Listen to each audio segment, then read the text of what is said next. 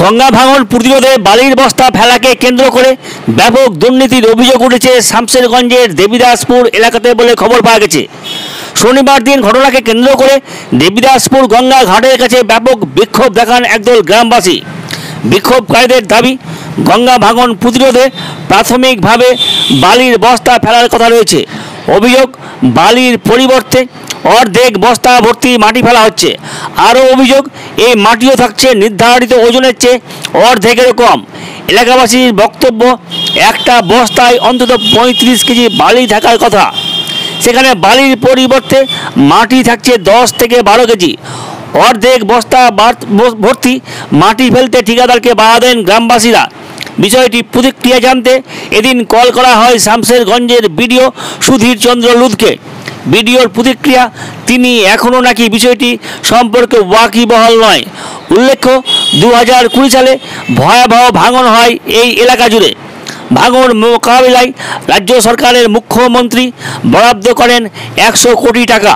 বস্তাপতি মাল দেওয়ার কথা 35 থেকে 40 কিলো 45 কিলো, সেখানে আসছে 17 kilo 18 kilo 22 kilo 23 kilo, highest আসছে 28 কিলো। মানে মাল ঠিক মতো, মাল কোনো রকম ভাবে ঠিক মতন আসছে না এখানে, আর কাজও সেরকম হচ্ছে না। সব মাটি আসছে বস্তায়। কন্ট্রাক্টর এসেছিল, কন্ট্রাক্টর এসেছিল, পালিয়ে গেছে। মানে কাউকে দেখেই পালিয়ে গেছে। এখন তারপরেও ফোনে হুমকি দিয়েছে যে কাজ কার কাছে করিয়ে নেবে দেখে নেবো, এভাবে হুমকি দিয়েছে। কন্ট্রাক্টর কাজ করবো না বলছে, মানে মাল ঠিক মতো পড়ছে না, মাল ঠিক মতন আসছে না।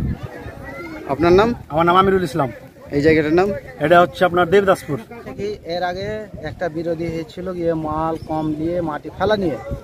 সরকার তো পয়সা কম দেয়নি, সরকারের তরফ থেকে হয়েছে যে বালির বস্তা 35 বা 30-এর ঊর্ধ্বে, ঠিক আছে, কিন্তু সরকার পয়সা কম দেয়নি। এইখানে হচ্ছে কি যে বালির বস্তার জায়গায় মাটির বস্তা আসছে 30-এর জায়গা আসছে 20 কিলো 17 কিলো। আপনি ওজনটাও দেখে নিতে পারেন, 17, 18, 16 মানে 20-র ওপরে নাই, ঠিক আছে।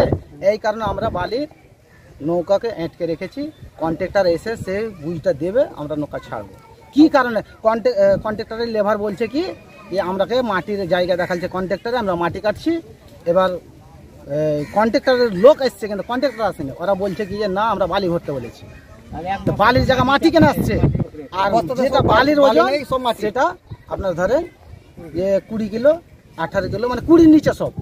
এটা কি কারণ আছে? তাই জন্য আমরা নৌকা আটকে রেখেছি। এখানে এসে ওদের দাফাদার বা আরও যারা কন্ট্যাক্ট নিয়েছে বা সরকারের উপরেও বলছি যে সরকার দায়িত্বটা দিয়েছে, সেও যাতে এসে বা তার লোক পাঠিয়ে জিনিসটা সমাধান করে।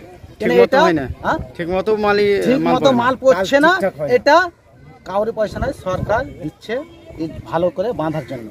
সরকারের পয়সা সরকার লাভ করতে দিচ্ছে, কিন্তু এত টাকা পয়সা মারবে। আপনারা নিজ চোখে দেখলেন, ঠিক আছে, মিডিয়াওয়ালারা আপনাদেরকে বলছি দেখলেন, সব কিছুই পড়ে আছে যে মাটি। ওই কারণে মাটির জন্য আর এই বালির বস্তা কমের জন্য আমরা এই নৌকা আটকে রেখেছি। কটা নৌকা আটকে রেখেছে? 4টে।